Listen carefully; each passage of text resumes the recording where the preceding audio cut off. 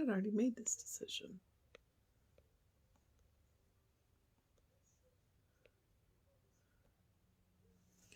Oh, seriously?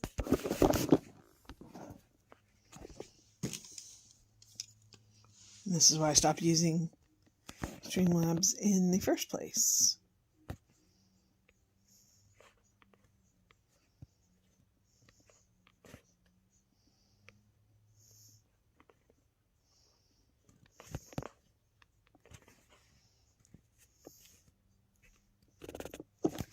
Oh. Well. Good morning, beloveds. So between the shenanigans of Facebook not letting me do it in live stream, I switched to Streamlabs, and it's not the easiest platform to use. So if you were looking at a rather odd shot of my face, I'm sorry. So it told me I needed to redo my title. Here we are. Okay. It is November 24th. Our title is My Joy Makes Me Porous to My Good. Our author is Ruth E. Chu, and this was published in Creative Thought in September of 1956. And she starts off with a Bible quote. With joy shall ye draw water out of the wells of salvation. And the power indwelling in me is intelligent and knows exactly what to do and how to do whatever I set into action through my thoughts or my feelings. It is a crime not to be happy while demonstrating this marvelous unfailing law. The end is inevitable if I faint not while well doing. I rehearse being glad, happy, joyous, jubilant, and rejoicing while demonstrating health, strength, energy, wealth, plenty, peace, harmony, satisfaction. I see myself alive with joy, aglow with shining, scintillating. I identify my outer self with this inner glorious being, which I truly am, though I have been ignorant of it. I make my joy spontaneous, natural, boundless, continuous, and contagious. Those I contact catch my joy, priming their own limitless wells. Joy released energizes, vitalizes, empowers mind, body, and affairs, makes me porous to spirit, for joy is unrestricted spirit. I draw out of the wells of salvation every good and perfect gift. Now, she has porous to spirit in quotes, so it is probably a quote, but she does not tell us who it is a quote from. So,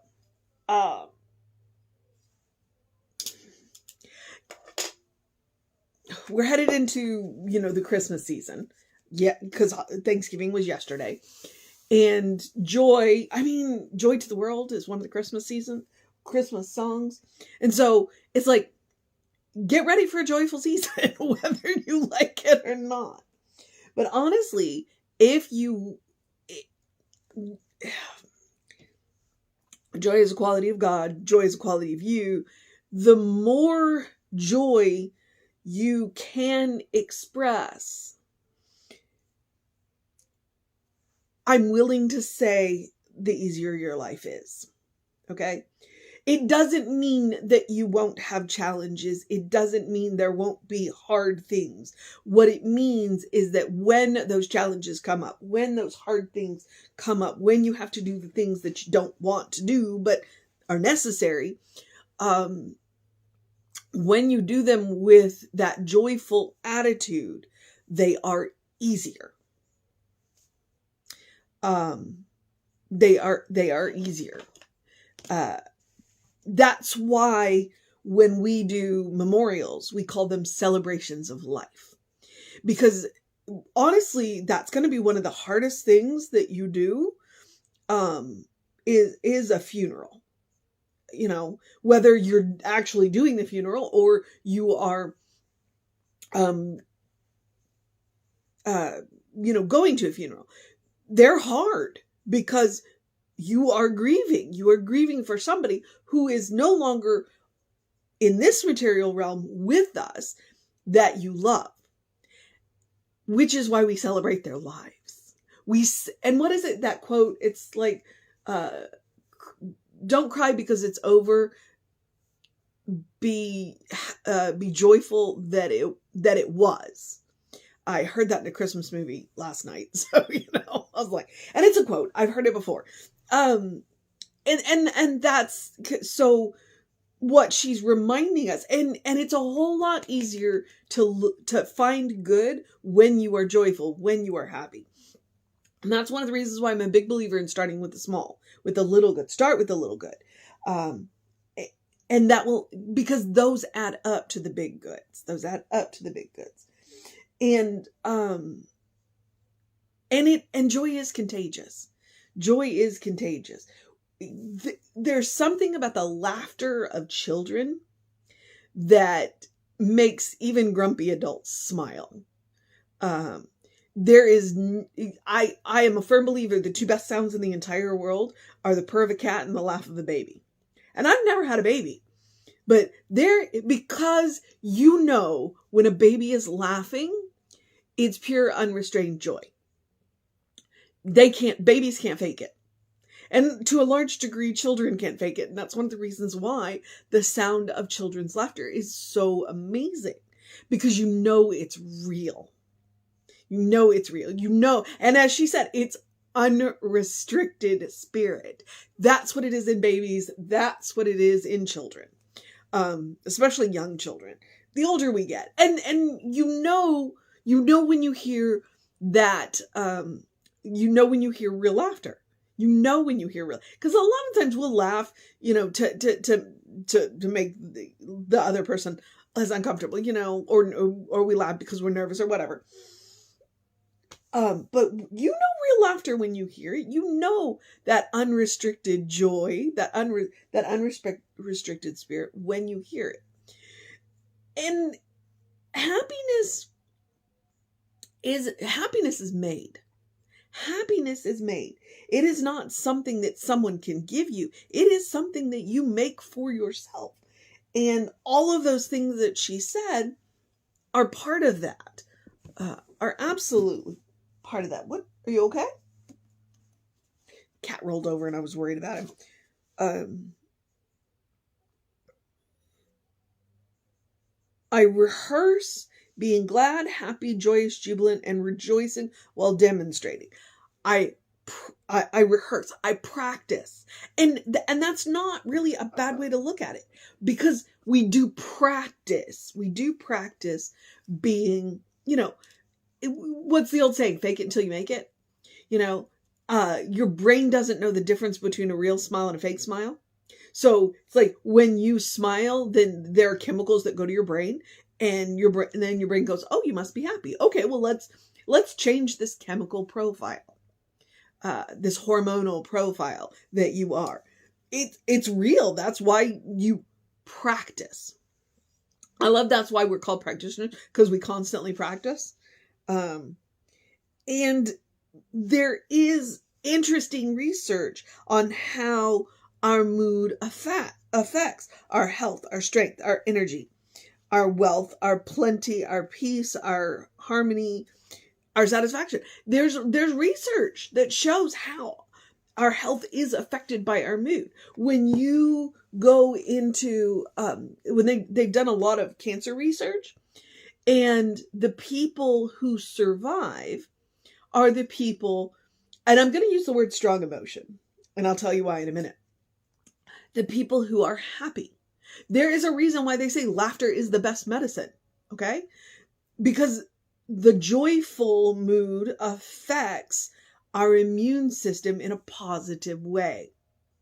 Now, the interesting thing, I said strong emotion with the cancer research, because people who are pissed off and angry also survive to a large degree, because they're willing to fight for what they want. They're angry about what's going on and they fight for what they want. Okay, so the people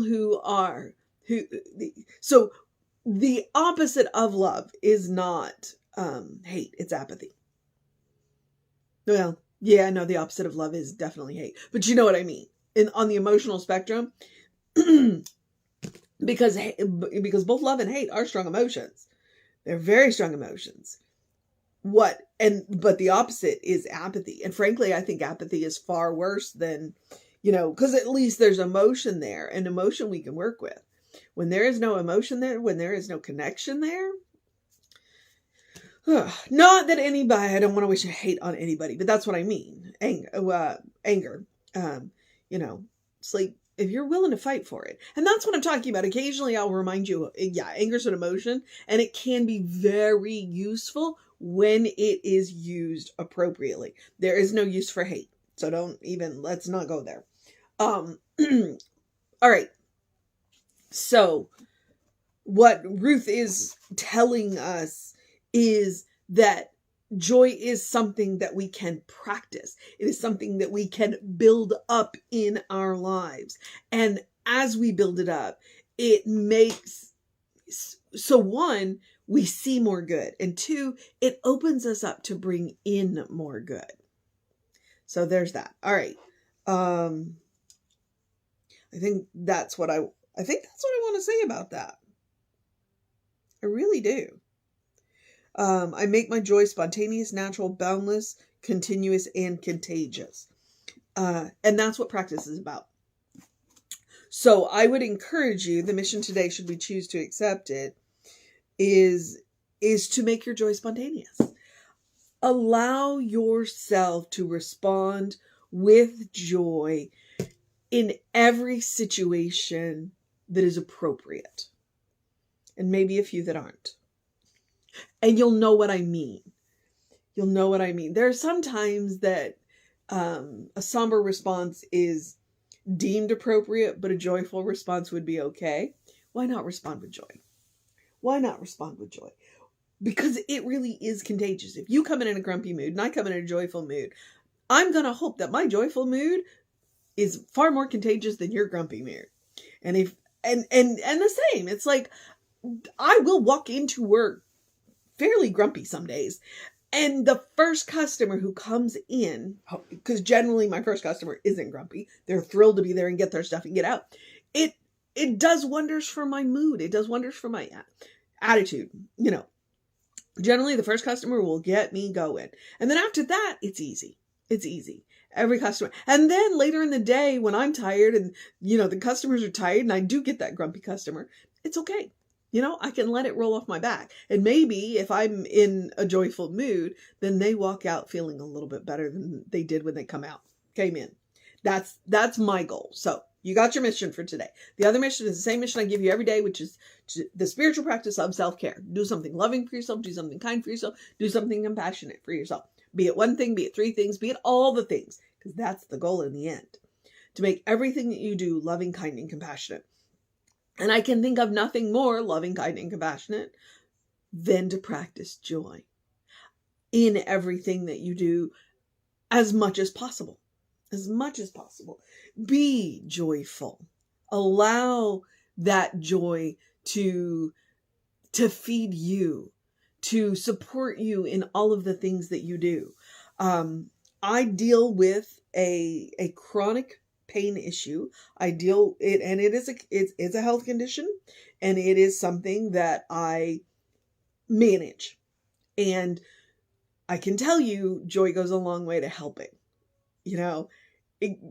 I'm going to stand there and talk to you, and I might be in screaming pain, but I'm thrilled to be standing there talking to you. And so I can ignore the pain. Okay? That's how it works. It may not make the pain go away, but it makes it seem less. It also helps that I make better choices, and when I make better choices, then I don't hurt as much. And you know what I mean? Like this is do something loving for yourself, do something kind for yourself, do something compassionate for yourself. When I am joyful, I choose to eat better. I choose not the comfort food, which can be very inflammatory. I choose to rest more often. So you see how that kind of falls out. So that's what I'm talking about. I encourage you to practice on yourself. one, you can't pour from an empty cup. Two, you deserve your own love, you deserve your own kindness, you deserve your own compassion. Three, I do want you to make a habit of it so that everything you do can be loving, kind, and compassionate. I mean, that's the goal in the long run. All right? We've spent all that time talking about joy, and I've already said that part. Make room in your life for joy. All right? I'm also going to remind you to eat dessert first, okay? And I said it the other day. Hang on. Eat dessert first. What do I mean by that? You know me. I believe chocolate's the first step to fixing anything. But what I mean by that is don't save the good stuff. And I said it the other day, and I'm really going to adopt it because I say go out of your way to make the ordinary extraordinary a little more often. Well, the other part of that is don't wait for a special occasion, make the occasion special. All right? That's very Hallmark. Yes, I know. But we tend to save good stuff and pull it out only for special occasions. Well, what if the special occasion never comes? Okay? We never know how long we've got. Go ahead and make it a special occasion. Do it now and do it more often. Go ahead and make your life more joyful, more extraordinary, more. That's when we talk about abundance and prosperity, everybody gets caught up on the money, but it's not just that. It's more joy, more happiness, more extraordinary, more just life. So, do that. Go and live your life with joy and spend love with reckless abandon, because as with happiness, as with joy, as with love, the source of your own being is an infinite source of. She called it a well. I think she even called it the well of salvation. Well, that's what it is. When we plug into the source of our own being and we allow that joy and that happiness and that peace and that love and that wisdom to flow through us, that's our salvation. That is our salvation. We can talk about salvation all day long, but get to know the source of your own being, whatever you call it. Plug into that unlimited source of love and joy and peace and wisdom, and then go and live your life. All right. Okay. Where am I? Oh, the rest of the basic suggestions. Do something to engage your mind and your body, unless today is your day of rest. I opted to keep today as my day of rest. Drink plenty of water. Hydration is super important. Your brain works better. Your body works better. Your skin looks better when you are well hydrated. And if you had a little too much alcohol yesterday, then hydrate today. It'll make you feel better. Trust me. And if you can throw some trace minerals in there, that'll help too. I also encourage you to get that early in your day bright light. Usually on my rest days, I haven't been out before I do this, but Tom left early to go to the Renaissance Festival because he's helping out for Black Friday. And so I did go out and help him. So did I get in the sun? No, because it was still down below the houses. But I did go outside and get some, so I'll get that bright light. I'm using artificial light right now. It does work. Not as well as sunlight, and it's only 5 to 10 minutes. That's all I'm asking. All right, beloveds. I'm going to take that deep breath one more time. Oh. Open the windows of your soul. Allow the breath of heaven to remind you that you do live in heaven right here, right now. It's all around us all the time. Okay? Because it's a state of mind. We had an author a couple of days ago. She was talking about hell as a state of mind. And the reminder is hell and heaven are states of mind. They are not physical places that we have to get to. I mean, who wants to go to hell, right? They're not physical. Heaven is not a physical place. But the interesting thing is if you create that mindset, it can become any place you are. That's when heaven becomes a superpower. All right, beloveds. There you are. It's good to look around the world, see that it's all God, see that it's all good. See that, there are people that need to make, including us, that need to make better choices. and allow the world to rock us back on our heels occasionally and say, you know what? I see God looking back at me. Okay. And if you're going to get that heavenly mindset, Emma Curtis Hopkins has the best advice. Look for the good and praise it. And I'm talking about joy. Count your blessings, random acts of kindness, volunteer service. 3 of the best ways to change a mood. If you wake up slightly grumpy, those are 3 of the best ways to change that grumpy mood. So, all right. It's a little cold in here. Okay. My hands are cold. That's why I just noticed my hands are cold. Okay.